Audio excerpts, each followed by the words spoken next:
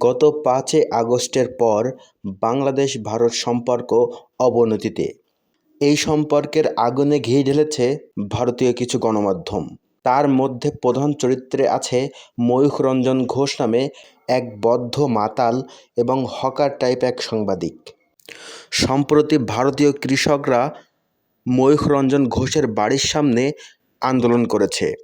বিগত দিনে ভারতীয় কৃষকরা ১ কেজি আলু যেখানে ২০ থেকে ৩০ টাকা বিক্রি করতে পারত, সেখানে ১ কেজি আলুর দাম দাঁড়িয়েছে ৩ টাকায়। শুধুমাত্র বাংলাদেশ নিয়ে গুজব ছড়ানোর কারণে ভারতীয় কৃষকরা পথে বসেছে। বিগত দিনগুলোতে ভারতীয় কৃষকরা তাদের পণ্যের ন্যায্য দাম না পাওয়ায় আত্মহত্যাও করেছে। ভারত বাংলাদেশ উত্তেজনা সৃষ্টির পেছনে আরও একজন মাস্টারমাইন্ড হলেন উগ্র হিন্দুত্ববাদী নেতা শুভেন্দু অধিকারী, যার নেতৃত্বে উগ্র সন্ত্রাসী হিন্দুরা বাংলাদেশের হাই কমিশনে হামলা করেছিল।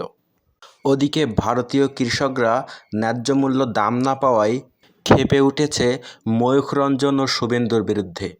আর এদিকে বাংলাদেশও খুঁজছে তার নতুন রপ্তানিকারক দেশ, যার জের ধরে পাকিস্তান এবং চায়না থেকে বাংলাদেশ আমদানি করা শুরু করেছে। স্বাধীনতার পর ২০২৪-এ এই প্রথম পাকিস্তান থেকে বাংলাদেশে কোনো মালবাহী জাহাজ এসেছে। এদিকে বাংলাদেশের মানুষ উন্নতি করছে, সারা বিশ্বের সাথে সম্পর্ক বৃদ্ধি করছে, আর ইন্ডিয়া তার শত্রু দেশ দিয়ে বেষ্টিত হচ্ছে। ভারতের উগ্রবাদী প্রধানমন্ত্রীর রাজনীতি হিংসা বিদ্বেষ দিয়ে ভরা।